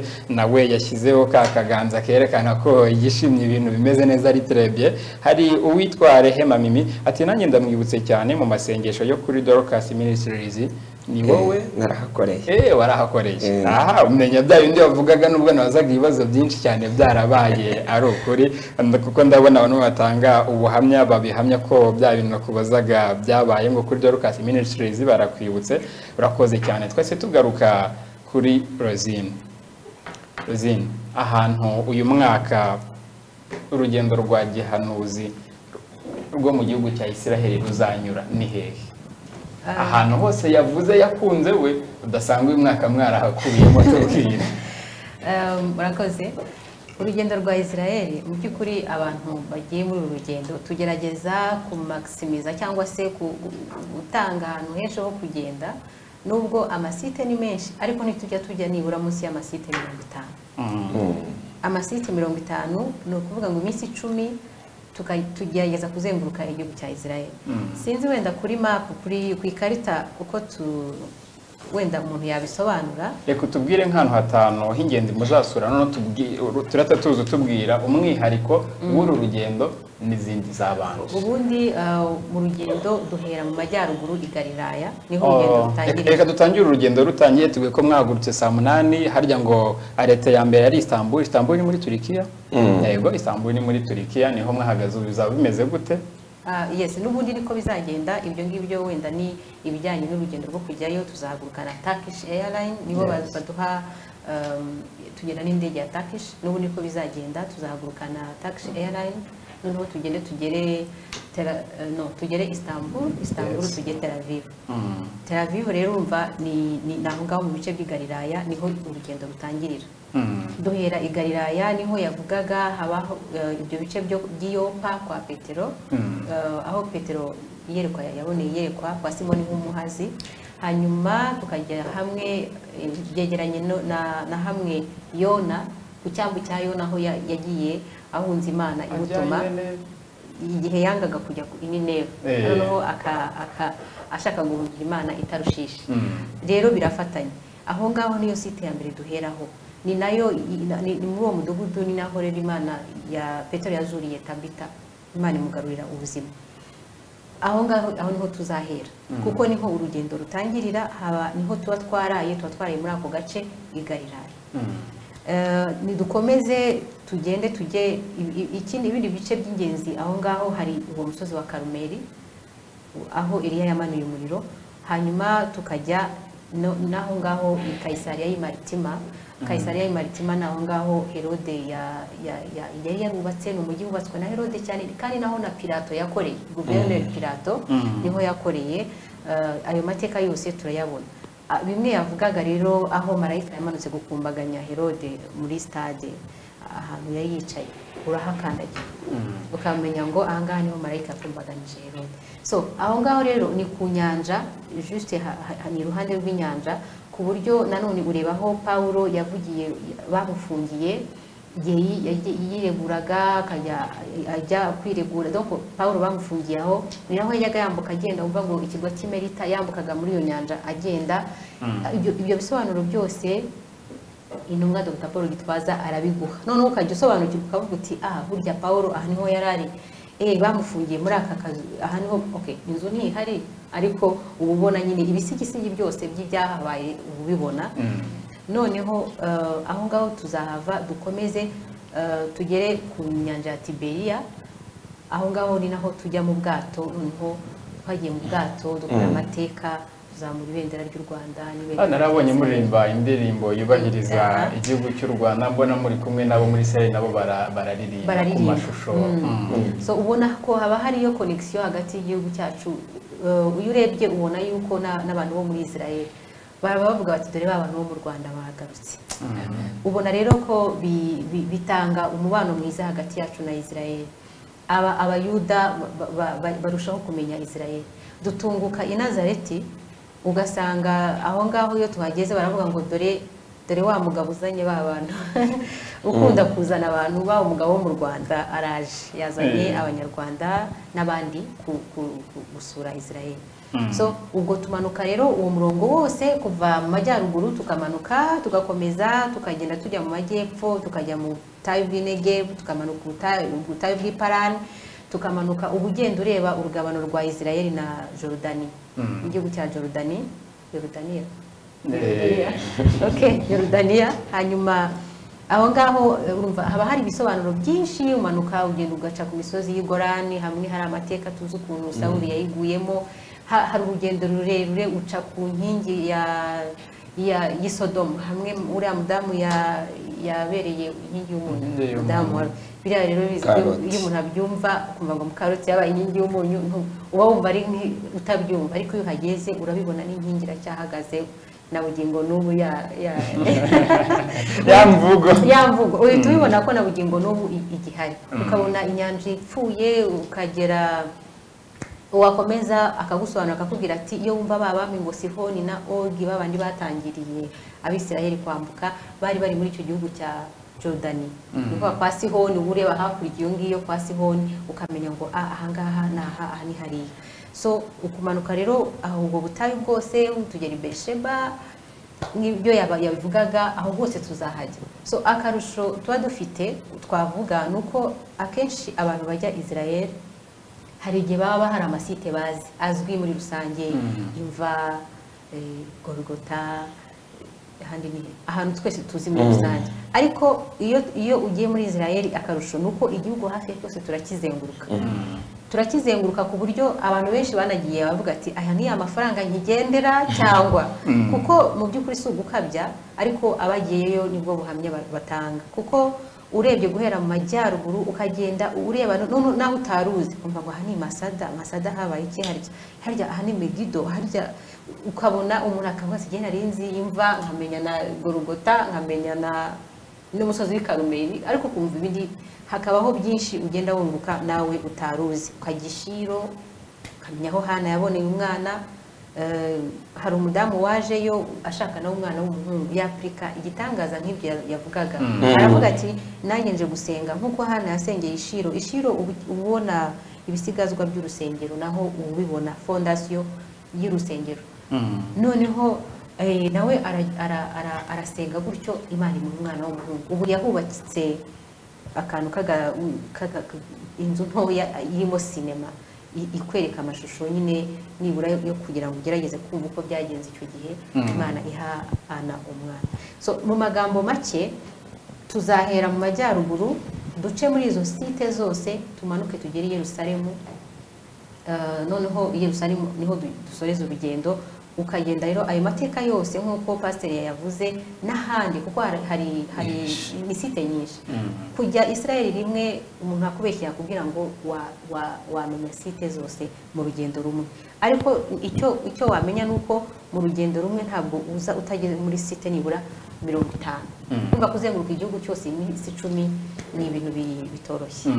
Urakoze cyane ahangaha nshobora kuba ndibuze guhura n'ikibazo kubera ubutumwa bwinshi cyane burimo buza reka ngerageze muraza kunyemerera je ndasa n'ubarogo ya gato mbonyuzemo amaso kugira ngo butaza kuba bwinshi cyane bukaza kunanira kubusoma. Uyu yitwa Edith Mukandori ati hello watching from UK bwa United Kingdom witwa Rehema Mimi ati yego niwe kabisa bwavugaga pastor yavuga ko bya bitangaza byabaye. Uyu nguyu yitwa Michel Mutabazi ati ndi Michel nagezeyo ati ndakangurira abambi kujyayo. Witwa Rehema Mimi yavuze ngo Imana imwongerera amavuta menshi. Witwa Musengimana Jean Baptiste ati Imana izabane nabo amajyana amaza imigisha bazakurayo bazaduheho ariko nawe ushobora kuba bajya kwikurira yo yawe Pascal Karekezi ati ubutumwa bwaturyoheye amena. Pascal nanone Pascal Karekezi yongeye akiraho kaga kumwe kerekana ko ibintu bimeze neza.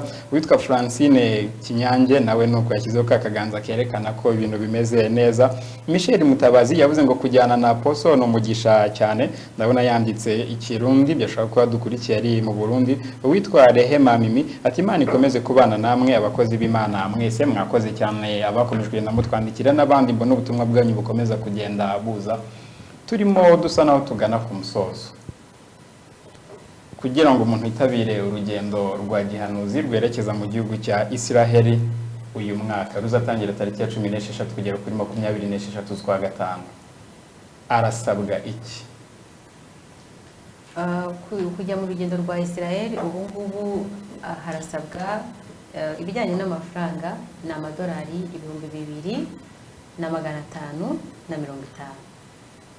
Ayo madolari 2,550 haba hakubiyemo itike y'indege kugenda no kugaruka, haba harimo hoteli kuko turara mu mahoteli atandukanye, nk'ubwo murumva kuva mu majyaruguru kugera mu majyepfo hari hoteli tugeramo tukamaramo iminsi 2, warundi tukimuka tukamara iminsi 3 kugeza tugeze i Yerusalemu.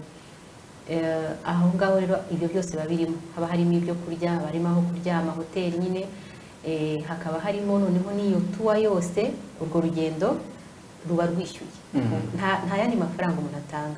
Local transport yose iyo tugezeyo ubwo byose babirimo. Mufite bisi ziba deplace? Tuba dufite bisi zitudeplace nziza, noneho tuba twarateguye urugendo ku buryo naho tugera wenda amasaha runaka baba babizi. Tuba dufite n'abaduteguriye amafunguro, tugakomeza gutyo kugeza urugendo rw'iminsi 10 rwose rurangiye. Aba bantu bayategura ni bande? Eka mbaza umukozi w'Imana, ibyo bintu hatubwiye ko wasanze ibintu byose byarateguwe, abagide harabona agiye mbona ab'abanya Israel nabonye mu mashusho mugera nk'ari ahantu bafite ibintu byo kumera nka association bya kibuti, niba ari kibuti nabyumvaga gutyo nanjye n'indimi ntabwo ari ururimi gakondo rwanjye. Wasanze ibyo bintu byarateguwe byose? Nshuti, birateguye kandi akarusho k'abatatike yo nuko ibifite abagide bakijijwe. Abakijijwe kuko n'abagenda gusobanurira ntabwo abandi usanga badakijijwe, bo baba bakijijwe. Nk'umugide wari utuyoboye yitwaga Yoni, yari umuntu rwose ukubwira Imana ukagenda uneze. Mu yandi magambo twagiye mu mwuka tugaruka mu mwuka. Ikindi uko bikubwiye Rozine, ahubwo harimo ibyagabanyijemo kuko haberaho ibintu byinshi cyane, kuko iyo mushoje n'urugendo muri igaburo ryera mwegera ameza y'umwami kariri igaburo ryera ku butaka butagatifu. Ibyo akubwiye niko kuri, nta kintu na kimwe rwose. Haba hari umuteguro mwiza uhagije, murara ahantu heza, ni ukuri rwose nta kibazo namba gihari. Urakoze cyane. Uyu nguyu yagiye mu rugendo rwa gihanuzi rwateguwe na Authentic Word Ministries ikuriwe cyangwa iyobowe n'intumwa y'Imana Apostle Dr. Paul Gitwaza. Ahangaha ibibazo ko bikomeje kuba byinshi, abantu barimo bohereza ibibazo bitajyanye n'ikiganiro turimo, nyabuneka mwareka tukazabisubiza ikindi gihe. Ndabona ntabwo yambujije gusoma ubutumwa, twabusoma. Witwa Musengimana Jean Baptiste ati muzantangire ubutumwa kuba bishinzwe ko dukeneye ni tempo muri Uganda, ati turigunze. Murakoze. Ubwo ngubwo Rozine araza kujyana icyo cyifuzo cyiwe. Witwa Rehema Mimi ati ndumva bindenze cyane kubona ati twizererera mu ijambo none mwebwe ngo murabyirebera, ati ndushijeho kuryoherwa pe.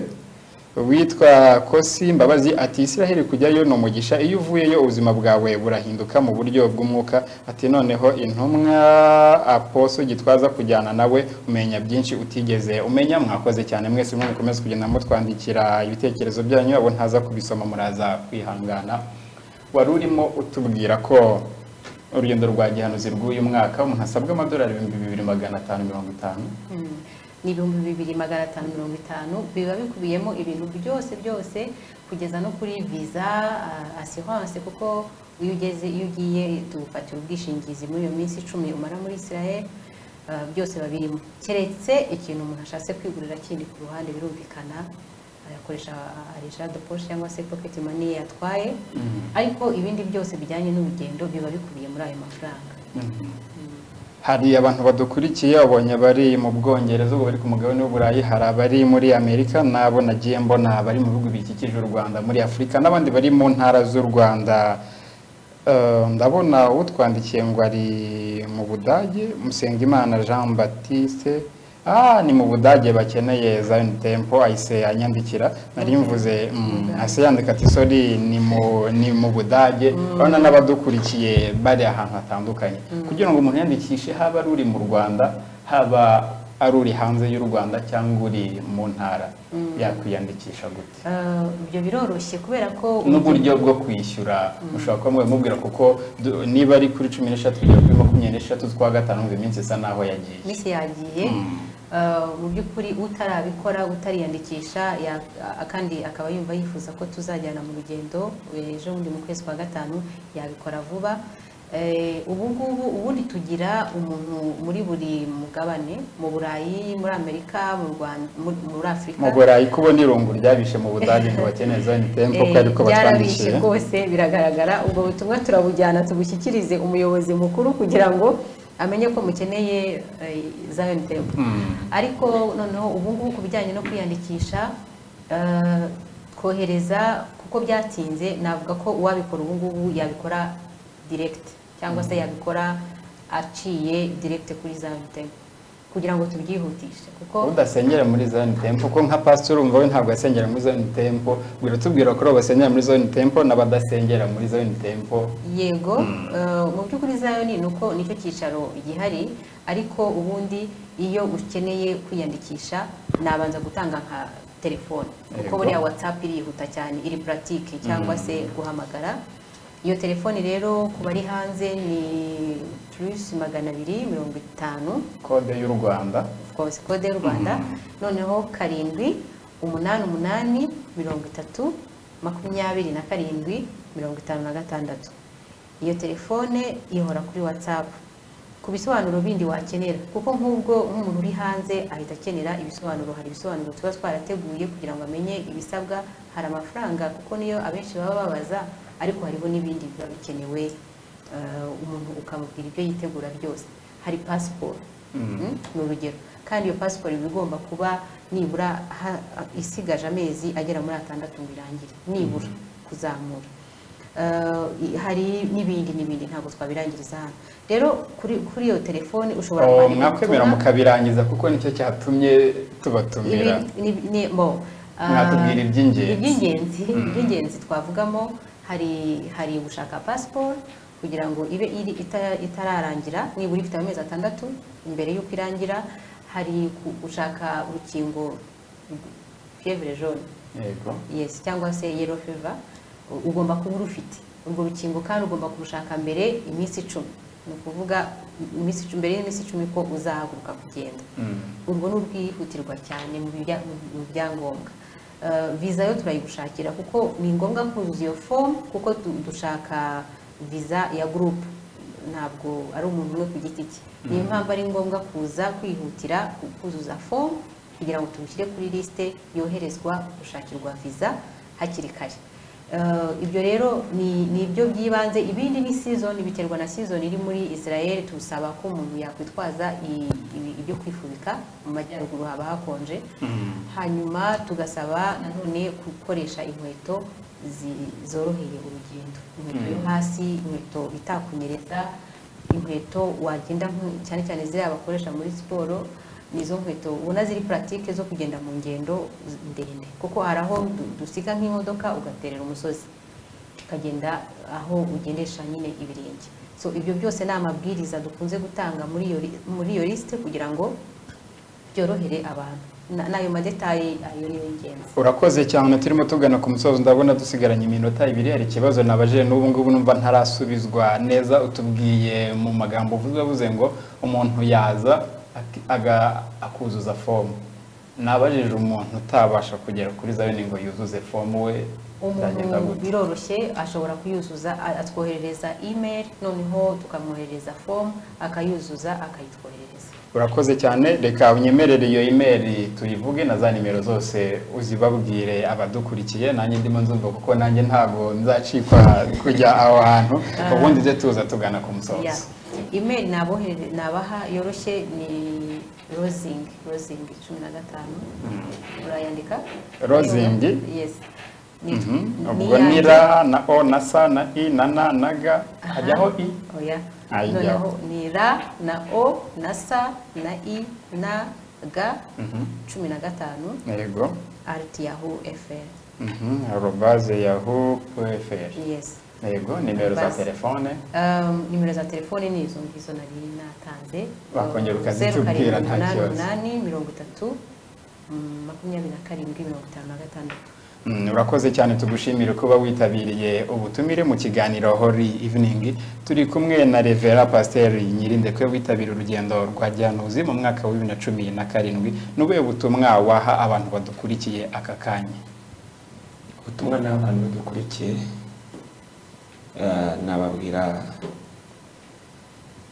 nababwira kujya mu gihugu cya Israel, ko ari igihugu cy'umugisha, ko ari igihugu cyiza. Iyo ukigiyemo iyo ukiva bibona impinduka, abonye indi mpinduka ikomeye mu buryo bw'ubugingo. Iyo uvuye mu gihugu cya Israel, mwatwe tuba dukora umwuga wo kuvuga ubutumwa bwiza, ubona abantu benshi cyane bagenda bakizwa bitewe n'impinduka ukuye hariya. Ubona abantu benshi cyane bagenda bakizwa, mbonye abantu benshi cyane bakizwa aho mvire mu gihugu cya Israel. Urumva nge mbibonye bijyanye n'ibyo nkora. N'abantu rero bagiye mu gihugu cya Israel, muri bamwe nagiye nganira nabo mujyanye n'ibyo bakora, ndabizi neza, bambwiye ko babonye impinduka nyinshi. Umuntu wari wese rero ubona hari ibintu byananiranye yajya mu gihugu cya Israel. Urakoze cyane, umuntu ugiye mu gihugu cya Israel hari impinduka nyuma y'uko wavuyeyo. Nibyo umukozi Imana Revera Pasteur Nyirindekwe atubwiye. Reka Rosine nawe aduha ubutumwa kugira ngo dusoze, ube witegura amasegonda nka 50 kudusengera duheshe umugisha. Rosine, hari ubutumwa waha abantu bose bashaka kuzajya mu rugendo rwa Gihanuzi bajyanye na Authentic Word Ministries? Ubutumwa nabaha nuko ndabakangurira kwiyandikisha, kandi ndabizeza yuko ntabwo muzicuza nikujyana muri Israel, ntabwo muzicuza kuko abagiye bagenda wenda bamwe nyine amatsiko ari menshi, ariko bagaruka banezerewe cyane. Kandi niba umuntu udukurikiye nawe ashobora kuba hari umuntu azi waba warajyanye natwe, ashobora kuba yabanza akamubaza amakuru gatoya nibura kugira ngo agire ukuntu amusobanurira. Ndabizi neza yuko nitujyana tuzagaruka nta kwicuza kuzabaho. Murakoze cyane, nshimire Rosine, nshimire na Reverend Pasteur Nyirindekwe. Reka mukozi Imana dushyire imbere y'Imana, adusengera, dusabire umugisha, anadushoboza Imana ice inzira ayo mafaranga azagenda yaboneka. Ariko nanone burya amafaranga, nubwo tuvuga ngo amafaranga ushobora kuyabara ukumva ngo ni menshi, ariko icyo uzaba ugiye gukurayo gishobora kuzakubera icyumugisha, ikingirakamaro kuruta aya mafaranga. Ntutekereze amafaranga, gutekereze icyo uzaba ugiye gukurayo nyuma yo gusenga. Turetse tuza tureba umwihariko w'uru rugendo rwa Gihanuzi. Twaganiriye na Apostle Dr. Paul Gitwaza uyoboye Authentic Word Ministries. Urakoze, turanabashimiye kubw'ikaze ari mwaduhaye kugira ngo tubashe kuza hano dutange n'ubu buhamya. Murakoze cyane. Mana, turagushimiye, turaguhimbaje, tugushimiye kubwo kugira neza kwawe kwishi. Tugushime ko dushoboza kujya muri uru rugendo rwa Gihanuzi kandi tugakuraho ibihamya bifatika. Izina rye nirihabwa icyubahiro. Turagushimiye ko duhagaze aha ngaha turimo tuvuga imirimo n'ibitangaza wakoze, Uwiteka Imana Nyir'ingabo. Kandi tugushimiye yuko dushoboje mu byo twavuze byose. Mana Nyir'ingabo, umwuka twahumekaga n'uwawe niwe wawuduhaye. Izina rye nirihabwa icyubahiro. Sengeye buri muntu wese wumvise iki kiganiro ndetse n'undi uri buze kugikurikira ndetse n'uzagikurikira ku munsi w'ejo, ndamusengeye akigira iki cyifuzo, udafite ubushobozi bumuhe. Ureme inzira aho zitari. Uwiteka Imana Nyir'ingabo, nisenga rino sengesho hagira ibintu bikoreka. Kandi numvise amakuru y'uru rugendo, akuvuga n'amakuru y'iki gihugu n'abataracishijwe, yakira imbaraga zimuhindura akunde kino gihugu, kandi nakunde iki gusa, akunde n'ubwami bwawe, akunde no kuzagaruka kwawe, akumbure n'ijuru. Himbazwa icyubahiro. Turagushimira ko dushoboje, kandi Uwiteka Imana Nyiringabo tugiye kugira mu gihe gikomeye cyo gutandukana, ukomeze kubana natwe, kandi iyi televiziyo ukomeze uy'ubushobozi, kandi Uwiteka Imana Nyiringabo umuntu wese wagize iri yerekwa kandi akabasha kurishyigikira ryo kugira ngo ubu butumwa bubashe kugera kuri aba bantu, uzamuha umugisha kandi nazigera buri ubugingo buhoraho. Turagushimiye kubwo abantu bose badukurikiye tuvugiye aha ngaha, nabwo bikomeze kububakamo ibintu bishya. Urakoze kubyumvise kandi ukaba ubikoze mu izina rya Yesu. Amen. Amen. Nshimiye mwebwe mwese mwadukurikiye platform zose mwagiye mukoresha. Imana ikomeze kubaha umugisha. Nshimire ku buhanga bw'ibyuma Eric Tuyishimire warumfashije. Nshimire n'abari bayoboye gahunda za televiziyo Authentique barimo Jado Kabanda ndetse na Mashimango Benediction. Nshimire n'abatumirwa twari kumwe Rosine Imana igumugisha. Nshimire cyane Reverend Pasteur Ernest Nyirindekwe, mwakoze cyane, Imana ibahe umugisha. Nari Christian Abayisenga, tureba aya mashusho ni naho dutadusoreza ikiganiro Holy Evening.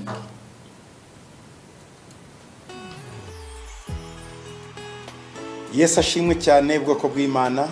Umwaka w'ibihumbi 2018 mu kwezi kwa gatanu turabategurira urugendo rujya muri Israel. Uru rugendo rufite umwihariko kuko Israel iraba yujuje imyaka 70 ari igihugu.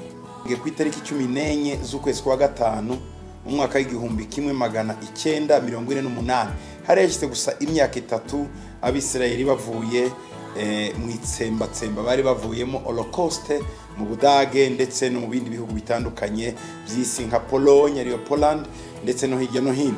Rero ni ikintu gikomeye cyane, imyaka 70 ifite ikivuze muri Bibiliya. Imyaka 70 igihe cyose ku Bisirayeli yasobanuraga ikintu. Iyo tubona Yeremiya abahanurira ko bazaba mu mahanga i Babiloni, nanone yongeye kubabwira ko nyuma y'imyaka 70 bazagaruka bagataha iwabo, ko ari cyo gihe uburetwa buzarangira cyangwa se ubunyagano. Rero iyi myaka 70 ifite ikintu gikomeye cyane muri Israel, harimo ubusobanuro buhambaye. Ubusobanuro buhambaye rero ni ubusobanuro bugaragaza kubohoka cyangwa se kwinjira mu rundi rwego, kwimuka kwa icyo twita kwimuka mu cyongereza ni shift cyangwa se kuva ahantu abantu bajya handi. Hari ukwimuka kw'amasezerano ya Israel ariko kandi n'isi. Ikindi nanone gitangaje kandi kitari gisanzwe nuko kuri iyo tariki 14 z'ukwezi kwa gatanu ambasade ya Leta Zunze Ubumwe za Amerika izimukira i Yerusalemu. Ibyo bifite icyo bivuze. Abo tuzajyana Israel tuzaba turi kumwe muri icyo gihe, muri ayo matariki nzagerageza kubibasobanuriraho tugeze hariya. Mbere na mbere umunsi wacu wa mbere wo kugira aho tujya naho tureba, tuzaba turi i Tel Aviv, aho tuzajya kureba inzu ndangamurage aho Israeli yaboneye ubwigenge. Yarimo abasore bato kandi bakeya cyane bari biyemeje guhindura amateka no guhindura Palestine ikaba Israeli cyangwa se Cisjordanie. Abo basore bari barangajwe n'uw'icyo gihe witwaga Ben Gurion, hanyuma baza guhabwa gukora mu buryo babonye ubwigenge bwabo. Aho rero tuzahatinda gatoya, tuhasengere, tunaganire, tubabwire n'amateka ahambaye ndetse cyane cyane n'icyo bisobanuye mu buryo bw'umwuka n'ibi bihe Israeli micyamo n'isi yose. Urugendo rwacu naho ruzahera, hanyuma tuzenguruke rero Bibiliya yose duhereye mu isezerano rya kera dukomereza no mu isezerano rishya. Mu isezerano rya kera tuzareba ahantu hatandukanye, tuzareba Abisirayeli bava mu Giputa aho binjiriye ku nyanja itukura aho bita Ezioni Giber ari mu bice bya Elate. Nanone tuzareba aho Hagari na Ishmael babaye mu butayu bw'Iparani igihe Abrahamu na Sara bari bamaze kubasenda. Ibyo bice byose tuzabicamo, turebe Berisheba aho Abrahamu yabaye, aho yakoranye igihango na Abimeleki, aho niho Isaka yavukiye, aho niho nanone Yakobo na Esau bavukiye, ibyo bice byose tuzabireba, turebe ni Hebroni aho bahambwe, aho Yakobo yahambwe n'umugore we Leya, aho Aburahamu yahambwe na Sara, aho Isaka yahambwe na Rebeka. Ibyo bice by'i Hebroni kera hitwaga Kiriyate Aruba igihe cy'aba Kalebu igihe bahafashe. Ibyo bice byose tuzabireba, ubwo butayu bw'iparani bw'Inisi, ndetse tuzareba no mu kibaya cya Ela aho Goliyati yarwaniye na Dawudi akamunesha akoresheje akabuye gato.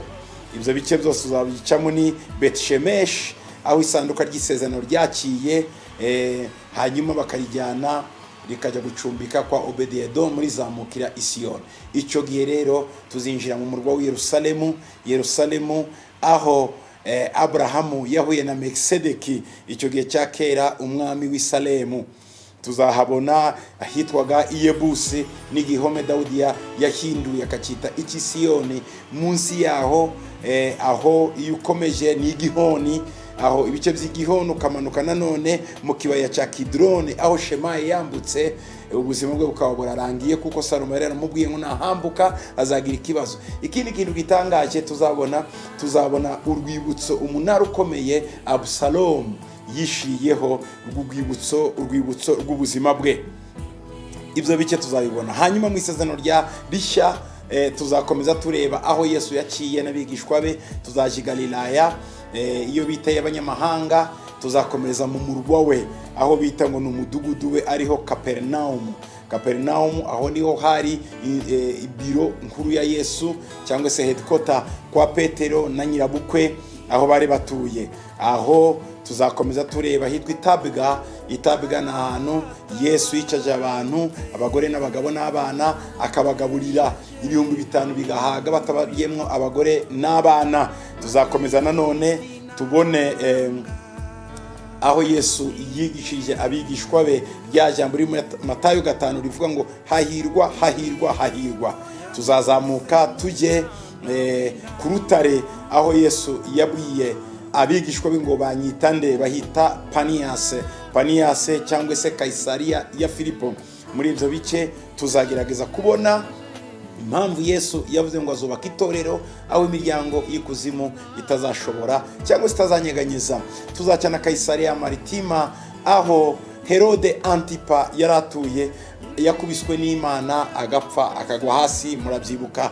Aho nanone niho Paul yafungiwe imyaka 2, aho ni naho Cornelio yaratuye. Petero amubwira ubutumwa. Tuzaba tuvuye i Yopa, hanyuma dukomeza iyo nzira yose tujya i Kaisariya ya Maritima kwa Cornelio, hahandi Petero yanyuze agiye kubwiriza ubutumwa. Cornelius avuye Yopa kuzura Dorcas, ndetse yabaga mu nzu ya Simoni w'umuhazi wari utuye iruhande rw'inyanja. Aho nyine tuzahabona n'icyambu Yona yahungiyemo agita Rushishi, urufi rukamugarura rukamusubiza i Ninewi muri Irake ya none. Aho niho Yona yagiye kuvuga ubutumwa igihe cye. Bibiliya tuzagerageza kwizenguruka, mbabwiye ku ncamake mbabikiye aho bita Igolgota, aho tuzabona umwami wacu Yesu Kristo yabambiwe, iruhande rwe hari imva. Iyo mva na niyo munsi irarangaye. Yesu ni muzima. Uzabureba hakurya yawe umusozi wa Elayono, ndetse no kuri cya gikuta kireba iburengerazuba aho ubwiza bw'Imana bwari buri isa no kuri isezerano aho ryabaga mu nzu nini muri rwa rusengero rwa Salomo. Ariko wibuke ko tuzaba twakiye i Getsemani, aho intimba zacu zose n'imibabaro yacu yose tuzayisiga.